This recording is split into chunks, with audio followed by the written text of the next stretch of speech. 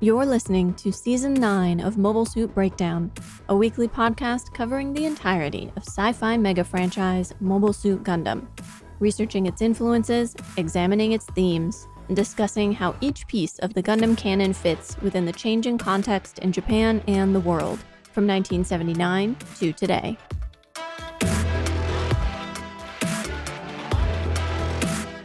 This is episode 9.14, Legendary Tale of the Epic Saga, Chapter 1. And we are your hosts.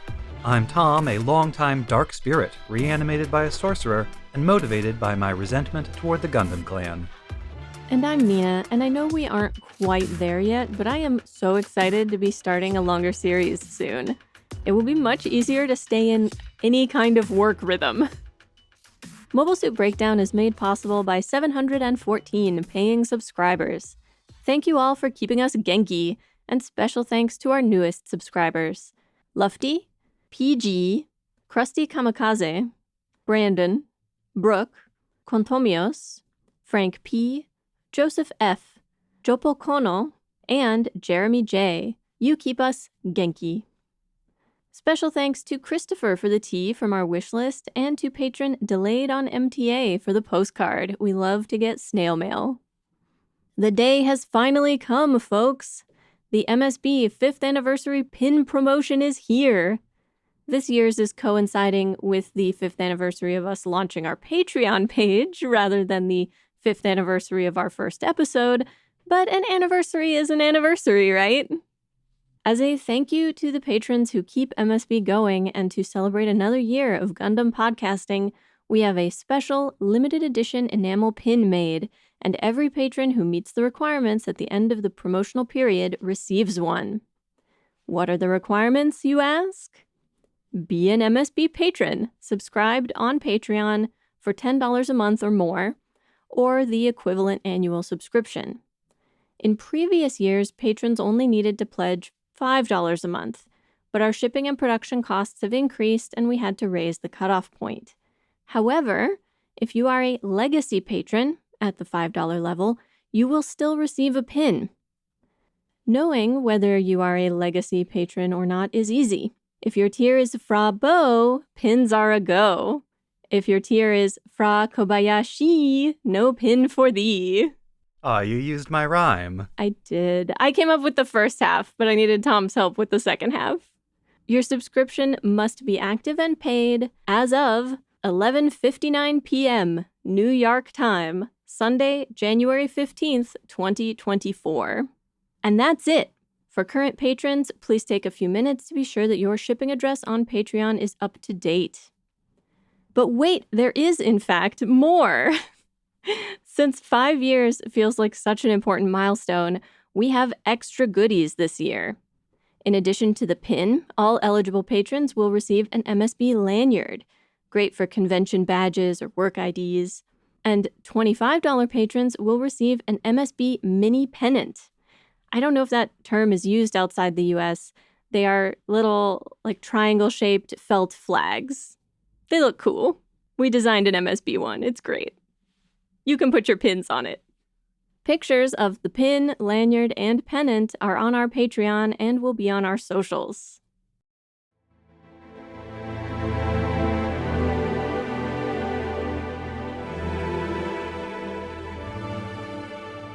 This week we're covering the first half of the third and main section of SD Gundam Matsuri.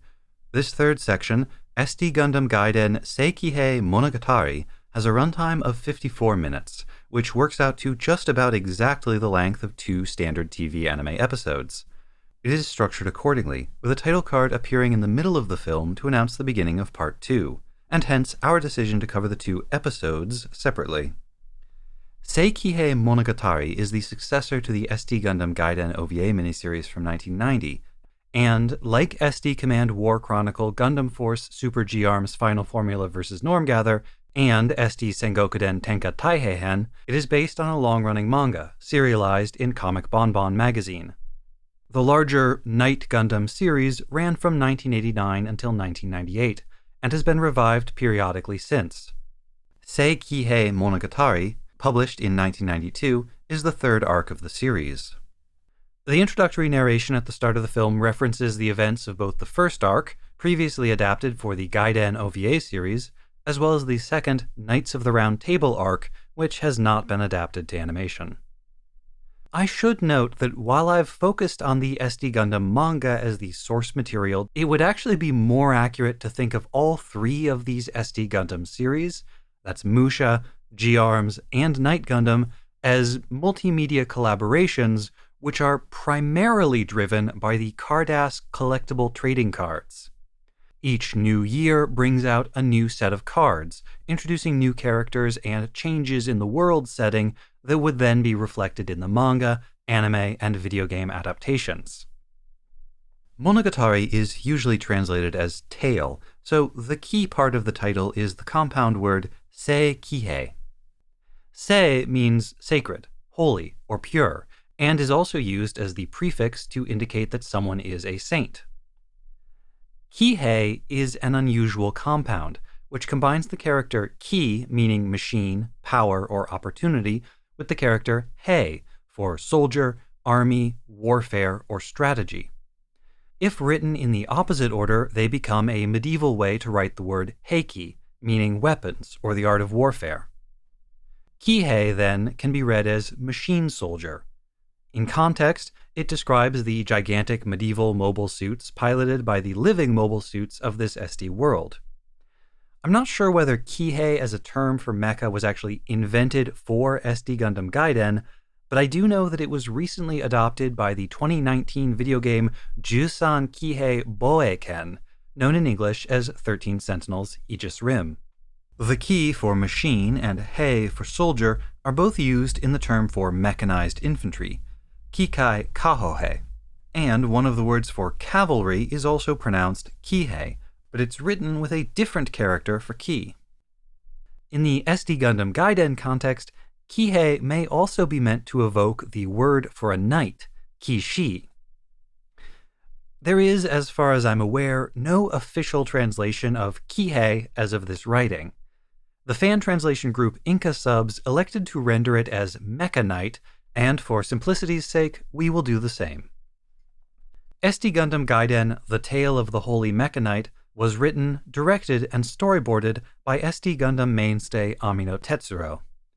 Takamatsu Shinji, who had been the assistant director for most of SD Gundam and all of the SD Gundam Gaiden OVA miniseries, was not involved, probably because by this point he had been promoted to chief director of Yusha Tokyu Maito Gain, or Brave Express Might Gain, the fourth entry in Sunrise's blockbuster Brave franchise, which he would continue to oversee until 1995.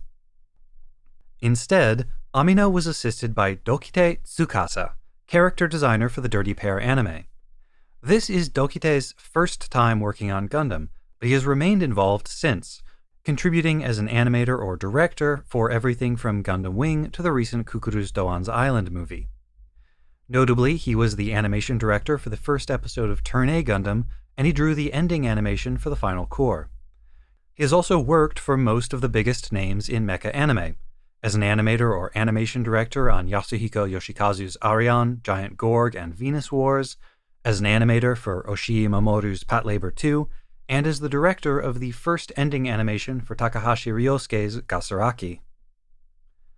The sound director was Chiba Koichi, who is generally better known for his voice acting career, which spanned the whole history of TV anime from an understudy role on Astro Boy up until his death in 2001. Among his many noteworthy contributions, he was the sound director for much of the Brave series and served as the narrator for the SD Sengoku shorts, including in Tenka Taiheihen earlier this season. The music was by Okada Toru, who also provided the music for the previous SD Gundam Gaiden OVAs and many of the later SD Gundam shorts. Nina will have more information about him after the talkback. The otherworldly background art was by Kusamori Shuichi, working under the pseudonym Hirata Shuichi. Besides SD Gundam, he was also a background artist on Grave of the Fireflies, The Girl Who Leapt Through Time, The 5-Star Stories, Ghost in the Shell, Patlabor 1 and 2, Metropolis, and Magnetic Rose. He was also the art director on Ghost in the Shell 2 Innocence, which, whatever else you might think of it, did have some incredible backgrounds. Next week, I'll talk about the film's equally impressive voice cast. For now, it's time for the recap.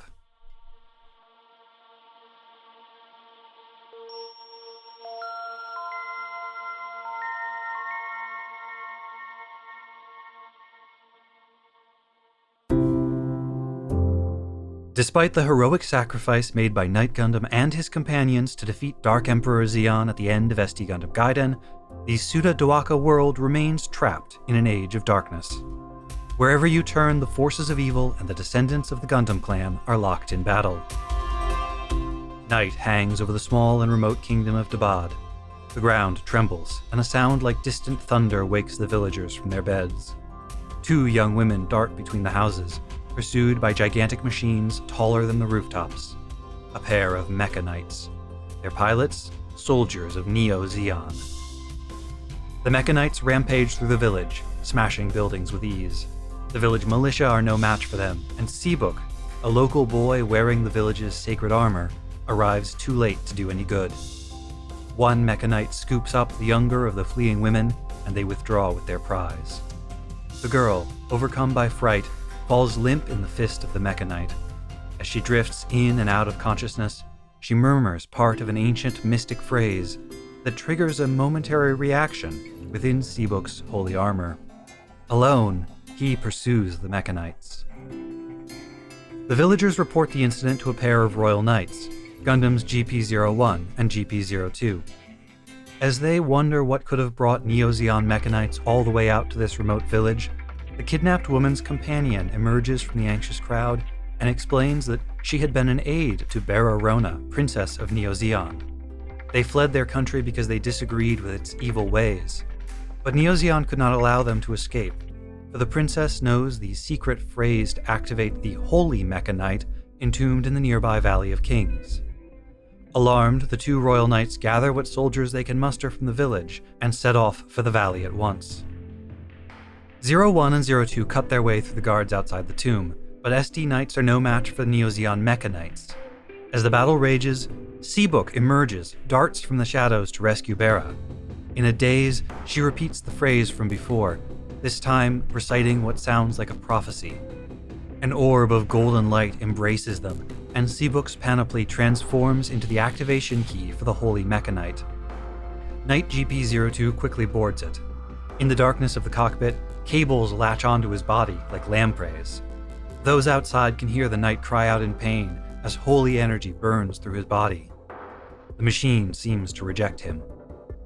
At 02's urging, 01 boards the Mecha Knight, and despite the pain, he is able to make the holy machine stand.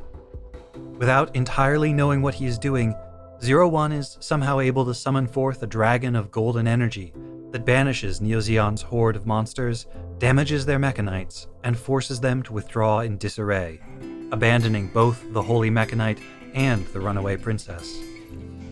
But before they can decide what to do with the Holy Mecha Knight, the Neo Zeon attack on Dabad begins in earnest. Queen Nina leads the bulk of her army to meet the invaders in battle, bringing along 01, 02, and the new Holy Mecha Knight, leaving only a token force to guard the castle. Their spirits are high, all save 02, who seems to resent 01's status as chosen pilot. They find the Neo Zeon forces pillaging a Dabatan town, but as soon as the relief force appears, the raiders withdraw. While GP-02 and his squad pursue one group, the rest of the Dabad army, including 01 and Queen Nina, are drawn into an ambush. Neo Zeon troops, led by the reanimated ghost of Knight Zenon Mansa, one of Dark Emperor Zeon's most powerful lieutenants, surround them. 01, unable to draw out the Holy Mecha Knight's true power, is no match for Mansa, and the beleaguered Dabadans can do no more than form ranks and try to hold the line. But as Mansa prepares to destroy the Holy Mecha Knight and its Gundam pilot, a mystic tablet appears before 01's eyes. Reading the sacred words contained therein triggers a reaction back in the Valley of Kings, and summons forth the divine messenger G-Griff. Under the benevolent gaze of G-Griff, the Holy Mecha Knight's armor cracks and shatters, revealing the sacred machine's true form and its true power. It takes only moments for 01 to dispatch Zenon Mansa. And with their champion felled, the Neozeon forces retreat, this time for real. The thrill of victory is short-lived. A desperate messenger arrives to inform the Debaton army that the castle has fallen while they were away. They race home to find the sky red and choked with smoke from the burning city. To make matters worse, the agents of Neozeon have discovered a second holy mechanite buried underground. With it, no one will be able to stand in their way. It is not all bad news. Though they arrived too late to prevent the destruction of the capital, the famous Knight Amuro has arrived with a small force of Lacroan soldiers to aid Debad in its time of need. But what of Knight GP02? He wanders alone in an endless desert, under the light of 3 moons, his eyes bloodshot. On his arm he carries a cursed shield, and his heart is consumed by jealousy. His intentions remain a mystery as the light fades.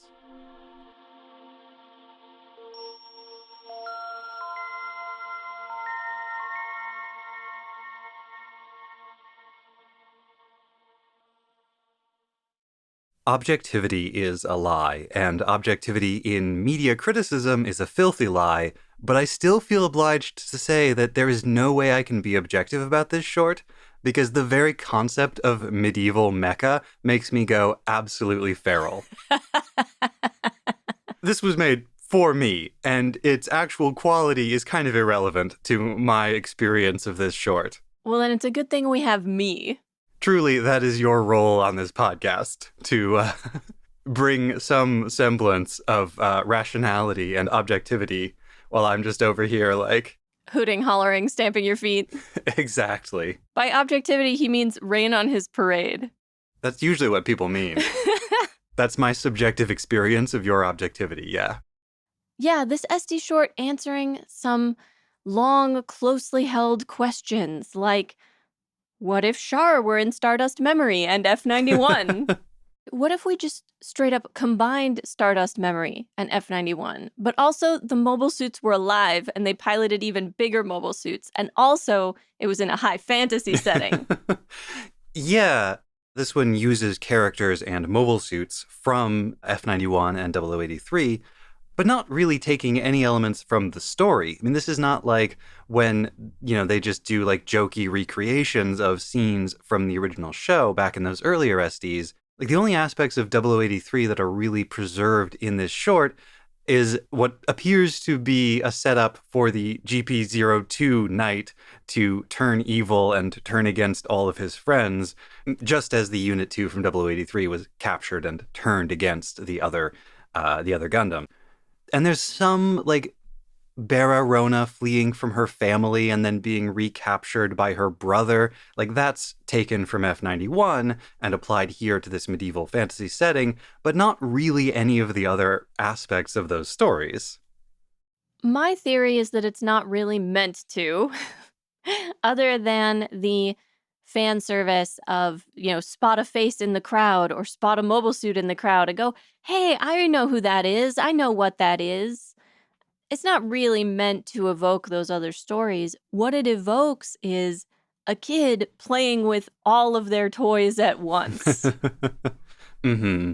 I have vague memories of, my bunny stuffed animals and some action figures from the Disney Aladdin movie, and also some Lego sets that I had built, and my brother's tub toys that were sea creatures, and also our plastic dinosaurs.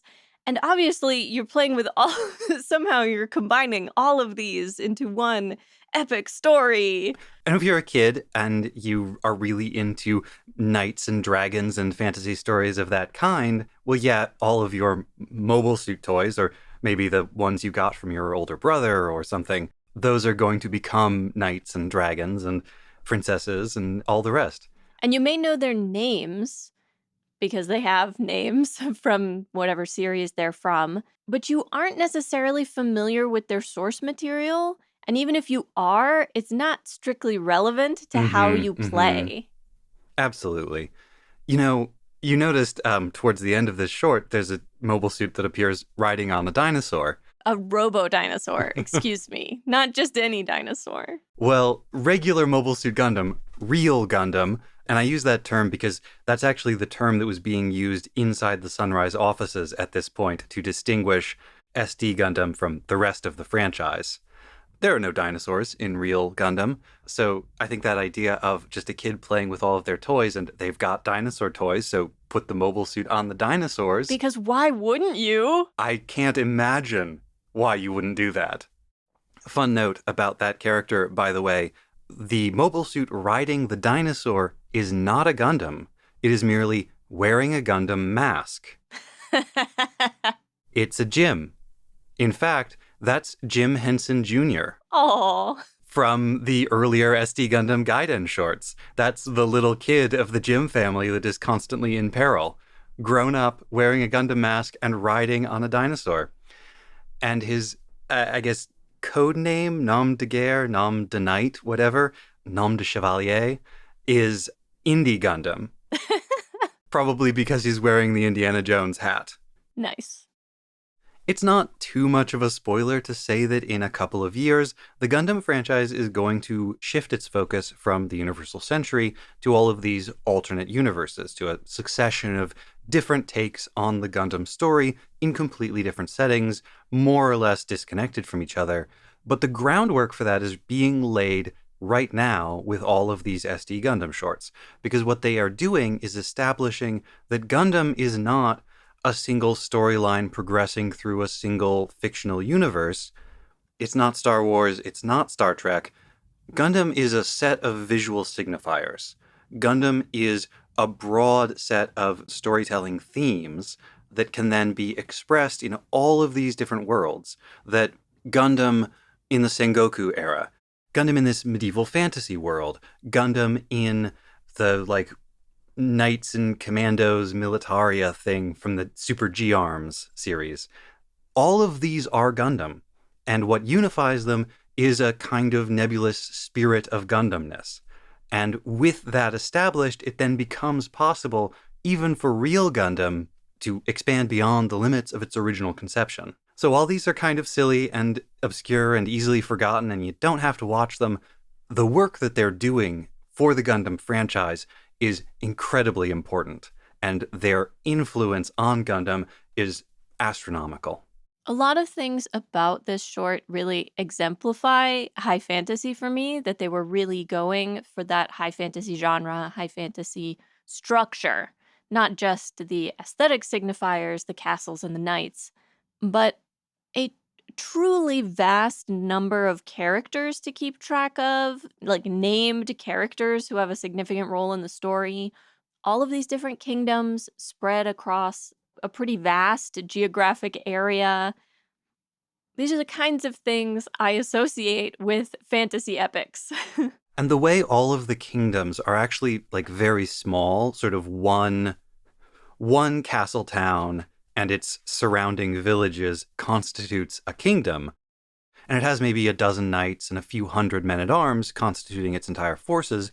That scale feels like something out of fairy tales. And although they begin the story with this little recap of what's going on in SD Gundam Gaiden, which I very much appreciated, it's kind of not enough. It feels like enough when you go into the story, but as the story progresses, so many different people and factions get named.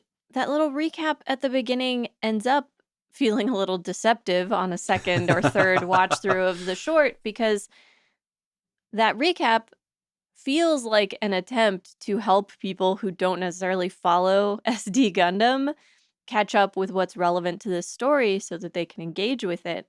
But then by the end of it, there's so much happening, so many characters, so many people and factions and events that are not explained, that it really feels like this is a condensed retelling of something that happened in a manga. And you're not wrong about that. This is a condensed retelling of something that happened in a manga. Like the other two pieces of this SD Matsuri movie, it is a continuation of stuff we saw before, but that they have skipped a chapter. That intro, you called it deceptive and unhelpful, and it is definitely both of those things, because it's not really about what's happening here. The only thing in that intro that is actually important and relevant to the story that we then watch is there's a new evil faction in the shadows. And yeah, we could have guessed there was a new evil faction in the shadows. There's always a new evil faction in the shadows. That's how evil factions work. Right. It explains how they began the SD Gundam Gaiden story, world, series, whatever you want to call it. But because it doesn't link directly to these events, and a bunch of the characters and factions it names don't even crop up until the very end of this first half of the short. Some of them don't at all, like the Kingdom of Britis and the Knights of the Round Table. I was curious. It might just be that my ear is off, but I could have sworn they were saying grips. I thought it sounded more like grips than Britis, but maybe it is Britis. I think it's supposed to be Britis. Okay. They also mention a Zabylonian empire, but then never mention that again. After that, it's always Neo-Zeon. Yeah, so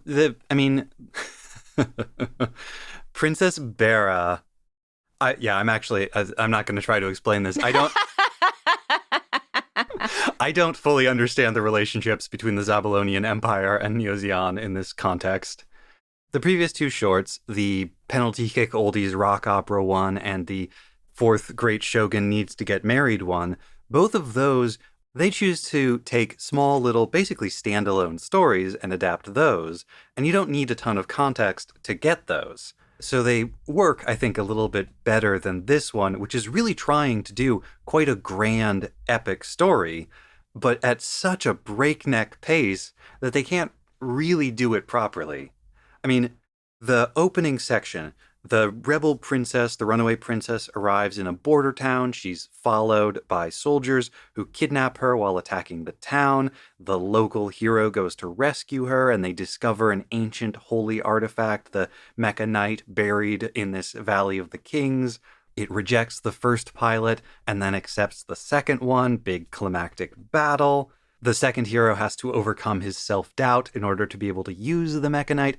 All of that. Oh, so I don't need to do a recap then. There was our recap. Hey, you're welcome. All of that takes 12 minutes in the course of the show and could easily be 2, 3, maybe 4 episodes worth of content. They continue at this pace throughout the rest of it, doing what I think of as an episode's worth of content every 6 minutes or so. So really they're doing these like at 4 times the recommended speed. And it is hard to keep up sometimes. While there are a lot of things about how this short was made that I enjoy, I think some of that sense of it being hard to follow what's happening is the editing. And there are parts of it that are badly edited, to my mind. The scene that stood out as particularly confusing for me was when the GPO 1 and 2 first arrive at the village of Rugash. They're questioning the villagers. They're trying to find out what's happened. Matilda comes up to explain what she and Cecily were doing there. After she mentions the Holy Mecha Knights, it cuts to the Valley of the Kings, which I assume is a reference to the Valley of the Kings in Egypt. And then there's a shot of the GPO 1 and 2 that makes it look as though they had followed the enemies to the Valley of the Kings already, but then it cuts back to them still in the village, surrounded by villagers, talking about what they should do next. So it seems that that shot of just the two of them is meant to show them still in the village, but because of the angle of the shot, because there's no one else in it, it creates this sense of confusion. The background doesn't tell us where they are, and so the fact that it's coming right after we see these big, unholy Mecha Knights march into the Valley of the Kings makes it seem like, oh, they have followed the enemy there. And then we cut back to the village and they're still in the village. And it was very confusing for me. And at first I thought maybe these were new or different mobile suits. Like it. Yeah. I mean, we see Seabook leave the village pursuing them at night. Then later on, we see the GPO 1 and 2 with their, men-at-arms, with their peasant levies, whoever their assistants are, go to the Valley of Kings. They fight a battle, they break through, and then Seabook is just there. Like, we can fill in what Seabook must have done in the interim, but it's not actually shown to us in any way or even hinted, and that's just not great filmmaking. There's a bunch of moments where they do a cut and the audio from the previous scene overlaps to the next scene, which is fine, except that the audio doesn't have anything to do with the scene that they're cutting into, or when applied to it becomes confusing. Yeah, because usually when that's done, it's meant to imply some kind of continuity of space or narrative. Like it connects those scenes even though there's been a cut. Mm-hmm. And so if the underlying connection's not apparent, that can create some additional confusion. Because sometimes that having sound carry over can be a really effective and Absolutely. cool technique. I mean, every cut is done for a purpose, right? Mm-hmm. Sometimes that purpose is to create meaning, and sometimes the purpose is, we don't have any time, we need to keep moving this story forward. A lot of stuff that would fill in and make it make sense visually and logically, and that would just make it more enjoyable to watch, is not there because the pacing is so fast. Which I guess means it's actually more similar to F91 than I would have thought. Kind of a sidebar question. I was trying to remember, is this the first SD Gundam animated thing that we've watched wherein the mecha people pilot even bigger mecha? Not exactly, because if you remember in I don't. Piqueria Porrentes, which that's you love so much, right. the little blobby guys. The blobbies. At one point, the little blobby guys pilot a bigger blobby guy. All right. Yeah, I really feel like I ought to come up with a tongue twister about how meta it is for mecha to pilot mega mecha, but I don't quite have it. I don't quite have it figured out. I actually find the introduction of the Mecha Knights in this context to be incredibly funny, because you have this new branch that comes off of the Gundam tree, and it's SD Gundam, and the whole idea is the mobile suits are turned into characters, autonomous, living, breathing, humanish characters with their own personalities. And then the power of mecha is so strong, the pull, the appeal of mecha is so strong, that they then have to invent mecha for the SD Gundams to pilot. Another thing that was confusing for me, Cecily's brother refers to, I think, all of the mega mecha as Mecha Knights. But then the holy Mecha Knights are a separate, different, special thing. Well, yeah, they're holy. Having complained about some of the visual confusion in this short, I do feel obliged to mention some of the visual things that I liked. The watercolor stills that they used for the intro, I thought were quite beautiful, quite striking.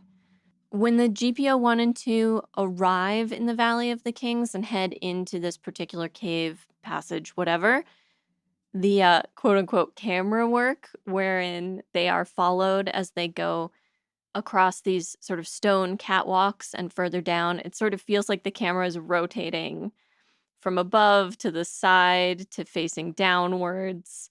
It felt quite neat. I liked it. It was different. It was interesting. I'm excited for you to watch the second half of this next week, because there's some really cool camera work in that one, and I think you're going to love it.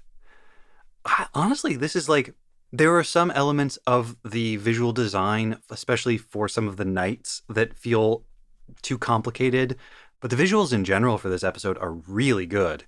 Like you said, the watercolors at the beginning, which depict the history of the Suda Doaka world and the Knights of the Round Table, who I understand they're there because that manga was very popular. They were fan favorites, but those designs were too complicated to animate. And so there's a claim, I don't know if this is true, it's like an unsourced quotation on Japanese Wikipedia. There is a claim that at some point there was a plan or a proposal to turn the Knights of the Round Table part of this story into a series of OVAs like the earlier SD Gundam Gaiden OVAs, but that the animators decided it would be way too much work because the designs were too complicated.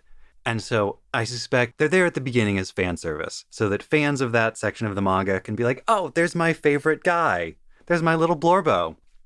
A lot of the backgrounds are gorgeous, and they're doing some kind of weird high fantasy stuff. The fact that this world has 3 different moons, A lot of it looks like the kind of art you would find on the cover of a pulpy late 70s, early 80s sci-fi or fantasy novel. I didn't mind their use of stills in the attack on the second village, the one that Queen Nina and her troops go to defend. I thought those were actually quite well used, well done. I noticed a lot of stuff with the music and the sound design that I liked. The trumpety theme that plays at the beginning, we've heard used in Gaiden before. It provides that sense of continuity.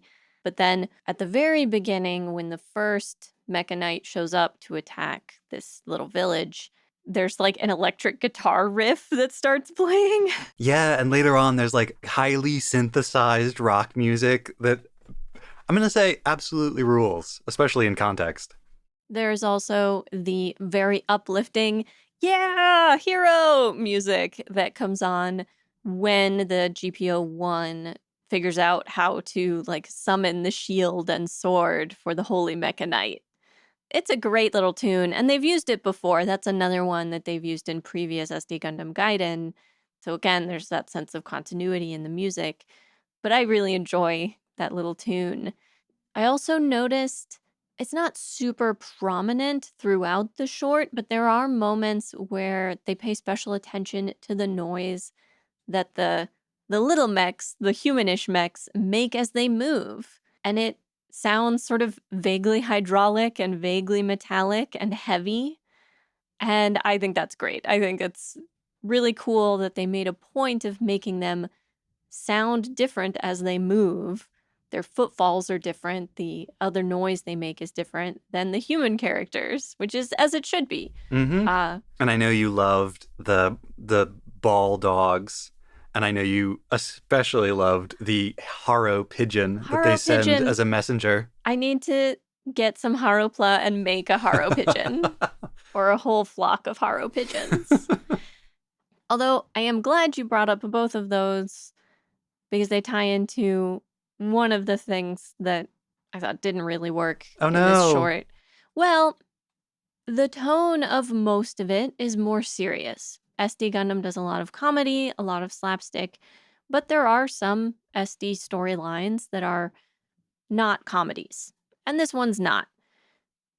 But because it's not, and because they are fitting so much into so little time, the comedy moments that they did include didn't really work for me. Mm.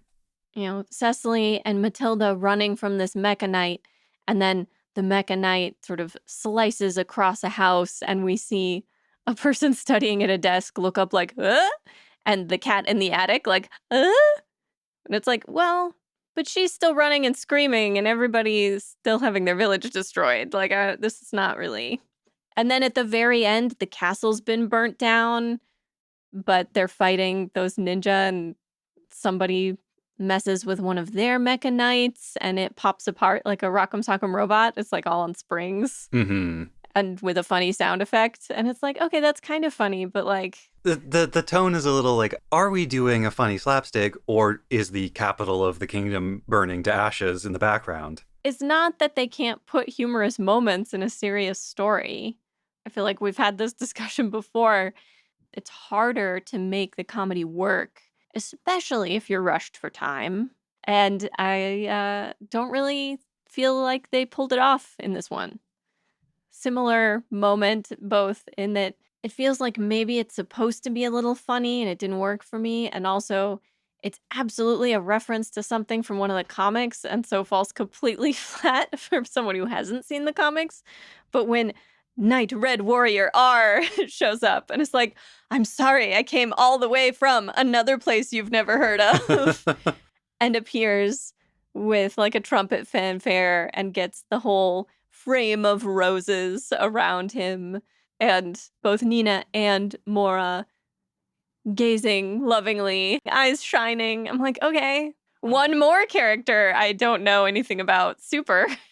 You're right that Red Warrior R is from the manga and a fan favorite. The Red Warrior Gundam is actually from Plamo Kyoshiro, one of those really early manga. It was then reimagined for a successor to Plamo Kyoshiro, which was called Hyper Warrior Gundam Boy. And then from that, it was adapted into the Gundam Gaiden series. He's a bard. I just meant that him being so dreamy must be previously established somewhere if they're going to then give him the roses. Well, he's, shiny and gold and from overseas, or at least another country. So mysterious and romantic. If you'll allow me for a moment to indulge in a little bit of speculation, as I was watching this, I detected some very suspicious similarities between the story here and the greatest anime series ever made, The Vision of Escaflowne, which came out in 1996. And these include the ancient, legendary, holy mecha that is hidden away in a shrine, in a sanctum that needs to be reactivated by the hero, and it chooses its pilot. The attack by the enemy that destroys the capital in the course of all of this. The young woman who is somehow the key to unlocking the power of these ancient holy mecha. Who needs to participate in the activation ritual. And then the scene at the end where the evil side is excavating resembles very closely one of the earlier Escaflowne episodes where the Zybok Empire is excavating a dragon graveyard to pull out the drag energist crystals from the dragon's hearts. And then some aspects of it are actually more similar to the Escaflowne movie, which came out in 2000. And those include, this is hinted at by the activation words that Princess Bera has to say, but that there are 2 mecha knights and that they are destined to clash with each other. That's from the Escaflowne movie. And also the way all of the cables come out and do a kind of body horror thing where they connect to the different parts of the mobile suit that's piloting it. And it's obviously painful. Exactly. And then the pilot feels what the mecha knight feels. That's very similar to the way it is in the movie. And that sense of feeling what the mecha feels, that's in the original show. So there's quite a few similarities here. And I happen to know that the original pitch for Escaflowne was made in 1990, and that the original plan was for it to go on air in 1994, but that it was delayed for various reasons that we'll get into later, because they are related to Gundam. So Escaflowne was being planned at Sunrise at the same time that this manga and anime were being made. And there's even a little bit of crossover among the staff. So this is just speculating. I don't have evidence, but I do think that the connection between the two of them is not merely coincidental. I think some of the same ideas by some of the same people made their way into both works independently. Escaflowne, by the way, the show that made me an anime fan, and which is, in various different ways, some of which you will definitely not be able to guess, responsible for the existence of this podcast. Ha. I just figured out what you meant. You know what I'm talking about. Yep, there it is. They is. don't. No, and they never will. Took me a moment, though, to figure out what you were talking about. I feel a little bad admitting this. I come into a lot of these SDs with some prejudice against them and some assumption that they are a bit more cut rate, much lower budgets, poorer staffing, having to be constructed in a way that makes them easier and cheaper to produce. But I couldn't help but wonder when the GPO-1 and GPO-2 first arrive at the Valley of Kings and they're fighting this flood of monsters that flows by them, all of the monsters kind of dissipate like smoke. And I really wasn't sure if they were meant to be ghosts. The monsters are ghosts. They can still hurt you, but when you cut them up, they just sort of disappear like mist rather than breaking up into pieces or exploding or lighting on fire or whatever. Or if this was just meant to be an easier way of animating that fight so that they didn't have to animate sword cuts and fire and explosions. There are enemy mobile suits who are actually corporeal. Yeah, just like the mobile suits in Humans from the good guy side, there are also evil ones. But yeah, I think they are augmented by a bunch of these goblin creatures that are, let's say, condensed evil energy. When they bring the Queen Mansa back, resurrect it from the grave. The Xenon Mansa? The Ghost Knight? Yeah, the Ghost Knight, which was the coolest looking out of all of the villains from the original SD Gundam Gaiden Quartet. Good pull, bringing that one back. So we know that they have this power to, like, resurrect ghosts and arm them and send them into battle. And it's probably something similar to that for most of these monster creatures. There are so many bits in this that do feel rushed, that do feel like they could have done better. And so I really want to call out what I think is one of the best executed sequences. And it's when Quattro appears to confront Seabuk and Bera while they're looking at these ancient tablets before the appearance of the G-Griff. The tablets, have to point out, are color-coded to old school Granddaddy Gundam colors. Yellow, red, and blue. Yep. When Quattro first appears and starts talking to them and doing his, like, evil villain monologue thing, they actually give us the little detail of Seabuk, like, sneaking the wrench casually out of the pouch of tools so that he can hold it in his hand. And then they give us the, like, correct amount of time. There's a cut to another scene and they come back. And then we see Seabuk actually try to clock Quattro with the wrench. Gosh, I love how bad Seabuk is. And Quattro just, like, casually dancing out of the way and then without any effort at all tripping him. I also appreciated, more than most of the other characters in this short who are from other series, this feels like a version of Quattro. It's not just named Quattro. He doesn't just look like Quattro. His kind of snide comment at Cecily Bera that, like, oh, that's very undignified behavior for a princess, or like a princess shouldn't act like that. That feels like something Quattro would say. Absolutely. I don't know if this is supposed to be the same guy who was Char back in SD Gundam Gaiden, like Catboy Char. Like, did he grow up and become this Quattro, or is this a totally different guy? Did he remove the cat curse? Because we know not that much time has passed, because Amuro is still around in the Lacroan Kingdom. Well, they said 7 years? 7 years since the fall of the Kingdom of Britus, an event that has nothing to do with what we saw in Gaiden. Love it.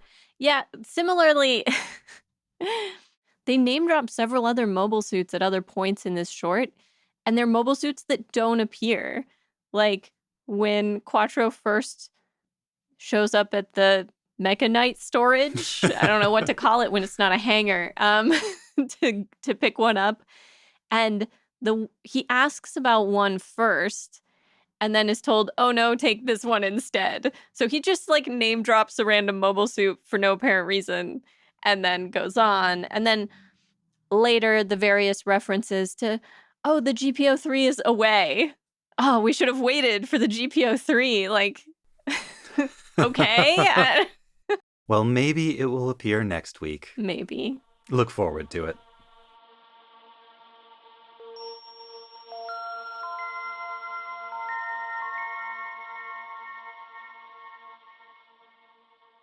And now Nina's research, profiling composer Okada Toru. Before I start talking about Okada Toru, I wanted to talk a little bit about our process and how sometimes we have a research idea that we aren't really able to make work on an episode. My first idea for research this week did not pan out at all. I was struck by the short's use of the term Valley of the Kings as the name for the ancient temple cave thing that housed the Holy Mechanite and the associated tablets, and wondered if this had anything to do with the famous grave complex, the Valley of the Kings in Egypt. It is at least a reference to it. At one point in the short, they call it Oke no Tani, which is exactly how Valley of the Kings is translated into Japanese, and as far as I can tell, is not used to reference any other archaeological sites, just that one in Egypt. I wondered if maybe there had been some recent exciting discoveries at the site that might have sparked public interest in ancient Egypt.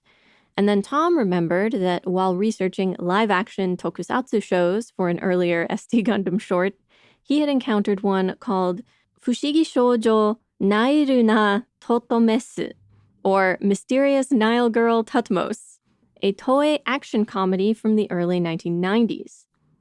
A fan page references a Tutankhamun boom in Japan at that time, and there are plenty of examples of ancient Egypt influencing Japanese pop culture. Yu-Gi-Oh!, JoJo's Bizarre Adventure, Beyblade, Dragon Ball, and plenty more. But my efforts at verification were in vain. I couldn't find a single newspaper article, book chapter, or academic paper discussing an 80s or 90s Tutankhamun boom, or what we in the English-speaking world might have called Egyptomania in Japan. There is a small museum dedicated to ancient Egyptian artifacts and archaeology located in Shibuya, Tokyo, but I couldn't find out when it was established. An exhibition of artifacts from Tutankhamun's tomb was extremely popular in Japan. It was visited by nearly 3 million people. But that was back in 1965 and 66. And I found a fascinating article from 2019 by Hussein Basir, director of the Antiquities Museum of the Biblioteca Alexandrina, where he discusses the beginnings of Egyptology in Japan, Japanese-led archaeological projects and digs, and the Egyptomania spurred by the Tutankhamun exhibit, in particular the flood of popular books, articles, movies, and TV documentaries about ancient Egypt at that time. But then he jumps ahead to the early 2000s, making it difficult to draw the connection between that period of popular interest in the 60s and the year of this SD Shorts release. Although it just occurred to me as you were listing off all of those examples, you know, the giant robo in Giant Robo has like a pharaoh's headdress kind of thing. Giant Robo, the manga, originally from 1967. Oh. Giant Robo, the anime, from the early 90s. Well. I've connected the links.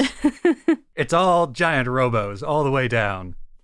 I absolutely think there's something there, but confirming it and finding the evidence and fleshing out the details would take more research and more time than we can manage while we're producing the podcast.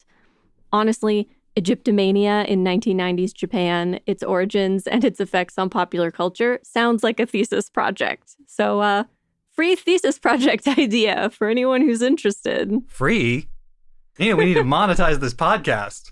You want to write your thesis on that? You got to pay us. Luckily, that wasn't the only thing about this episode that piqued our curiosity. As Tom mentioned about the production staff, the composer for this episode was Okada Toru. Yes, that Okada Toru, the one who famously composed the sound that accompanies PlayStation's logo in all of its ads, and who sadly passed away this past February. And as it happens, this short isn't his only Gundam credit, so it's time for a profile. Who was Okada Toru? Born in Tokyo on April 23, 1949, his father, Okada Minoru, was a sports announcer, known for live commentary on NHK, where he covered professional baseball, rugby, tennis, pro sumo, and Olympic sports. He was also, for a few years in the 1950s, one of the Japanese language announcers for the U.S. state-owned news company and international radio broadcaster Voice of America. Sadly, I wasn't able to find out much about Toru's early life. What I can say, based on the profiles, articles, and social media accounts, is that the man truly loved making music. Okada Toru was a musician. He played keyboards, piano, and accordion, a vocalist, a composer, an arranger, and a music producer. He graduated from Rikkyo Daigaku, a private university in Tokyo, also known as St. Paul's. And then from 1973, when he was 23 or 24, until his death on February 14th of 2023, age 73, he was in bands and made music. The first band seems to have been Hachimitsu Pai, and when it disbanded, many of its members formed the band that Okada is most famously associated with, the rock band Moonriders. But he was also a member of the bands Amor, Life Goes On, Yatoi, CTO Lab, and Ukulenika. He released solo albums, produced songs for more than a dozen other artists, including Sai S, Princess, Chirorin, and Hatsune Miku, and had numerous commercial credits in film, anime, and ads. In the US, Okada is best known for creating the sound that accompanies the Sony PlayStation's logo in their ads. But he also wrote music for Docomo Dake, the mascot for Japanese telecom company NTT Docomo, for the advertising for the PlayStation game Crash Bandicoot, and for the NHK TV program Tensai Bitto-kun. In live-action films, he has music credits on two Maeda Shiro works, the 2016 Fukigen na Kokyo, or My Sullen Past, and the 2013 Ji Extreme Sukiyaki, or The Extreme Sukiyaki, for which Moonriders performed the theme song.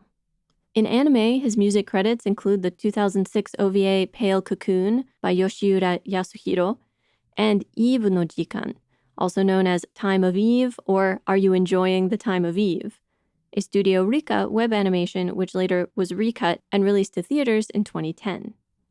And in the same year that he composed the soundtrack for this SD Gundam short, he is also credited with the music for Original Dirty Pair Flight 005 Conspiracy.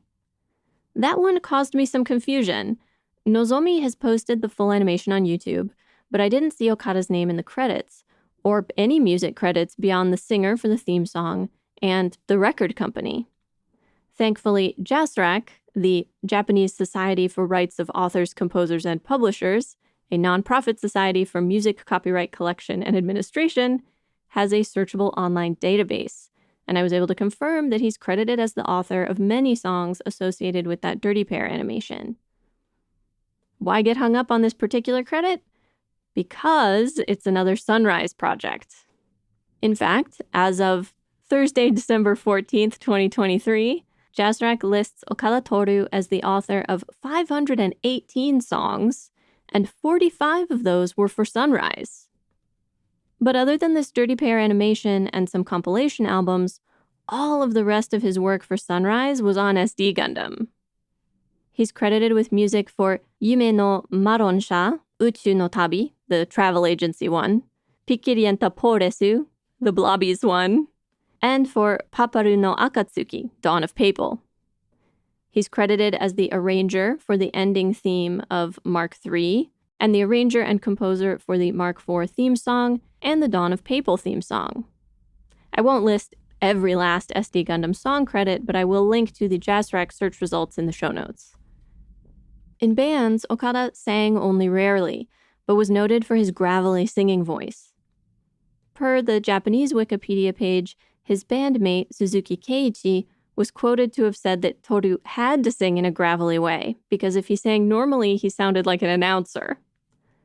Okada is described as being a bit heartbroken over this comment, retorting that a beautiful singing voice wouldn't have worked with Moonrider's music anyway, and that his focus was on his own gravelly voiced style and on electronically manipulated vocals and electronic music. The wiki gives the source for this anecdote as a special issue of Music Magazine, music magazine, titled Moonriders no 30年, 30 Years of Moonriders. Unfortunately, I was not able to get access to that special issue myself. Sidebar that this bandmate, Suzuki Keiichi, has a music credit for the 1989 Famicom video game Mother, known as Earthbound Beginnings outside Japan, and for the Kon Satoshi anime film, and my favorite Christmas movie of all time, Tokyo Godfathers. The Moonriders band is included in the music and music production credits for the film. Moonriders, as a band, were early adopters of a whole bunch of different music technology, including synthesizers, vocorders, and sequencers. And according to a June 1996 issue supplement for Keyboard Magazine, Okada Toru coined the use of the term uchikomi to refer to pre-programming a piece of music into a sequencer, drum machine, or the like for playback as part of a more complex track. Most of the time, all members of the band were involved in the songwriting, composing, arranging, performing, and producing, and would vote on what songs to include in their albums, although a zero-vote song wouldn't necessarily be excluded in the end. The Wikipedia page for the band also describes Moonriders as not having a very distinct sound as a band, though it's unclear whose assessment that is. Munakata Akimasa, a music critic for Yahoo Japan, was a fan of theirs and wrote about them quite a bit. One of his articles about Moonriders described them as Japan's oldest rock band, with an average age of 70 in 2022, and still producing new music after coming out of a long hiatus. For Moonrider's 45th anniversary concert, June 12th, 2021, Okada appeared on stage in a wheelchair just one day after being released from the hospital. In response to the warm applause of the crowd, Okada said, "Jinsei sairyo no hi desu." This is the best day of my life. At the time of his death from heart failure in February of this year, Okada was focused on recovering and rehabilitating from a broken rib so that he could play at big festivals coming up in the summer. Even so, he played a concert at a small venue less than a month before, and in an interview joked with Munakata that he was just trying to stay active, otherwise he'd stop being able to move his fingers. Akimasa credits Okada for giving Moonriders its popness, sharpness, and progressiveness, and describes Okada as a kind, warm-hearted person who loved music and in recent years had especially enjoyed collaborating with younger artists in his numerous side projects. I spent a little time on his Instagram to get a better sense of Okada as a person. Interspersed with clips of him playing keyboards are pictures of musical instruments and studio equipment, selfies with bandmates and pop idols, and pictures of desk toys. Retro rocket ships and planes, Tintin emerging from a vase, a stuffed bear wearing a headset. Quite a few of his albums are on Spotify, but not all listed under one artist, so it is a bit confusing. I will link in the show notes, though, and hope you'll take a few minutes to listen to some of his other work.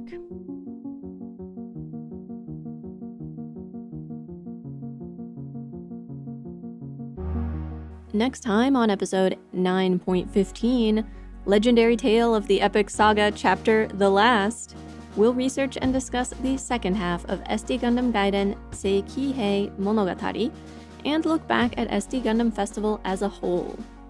Until then, stay Genki, folks.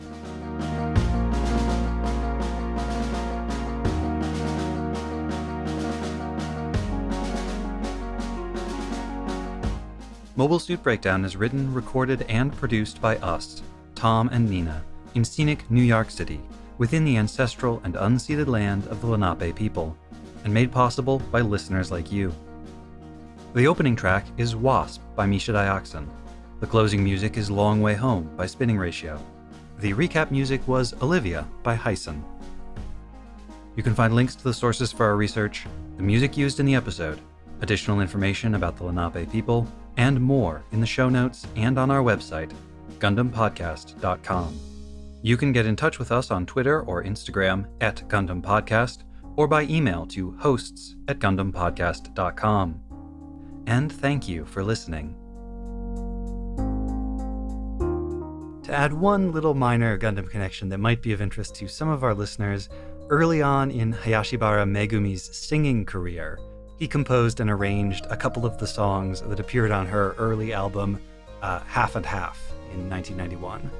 I wish I had been able to find more about his background, but it mostly just seemed like dude loved to make music. By himself, with other people. However, whenever, all the time. We should all be so lucky as to get to spend our lives doing something we love that much. And I quite enjoyed pictures of the band together, mostly promo images and pictures of them on stage, but all rather eccentrically stylish, as I guess you would expect of 70-year-old Japanese rockers who've been doing this a while. If anyone has the right to be eccentrically stylish, it's aging rock stars.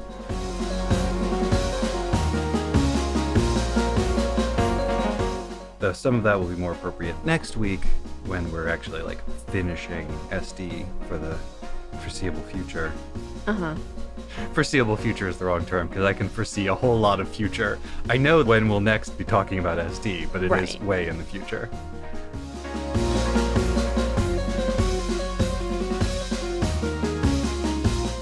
Because SD Gundam sort of comes off of real Gundam, like a vine, like a new branch, like a growth.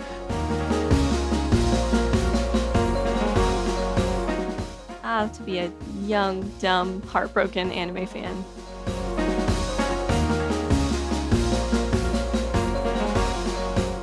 Post photos without comments, post photos with comments. Post photos without comments, but put comments in the alt text because that increases discoverability without hurting you in the algorithm or whatever.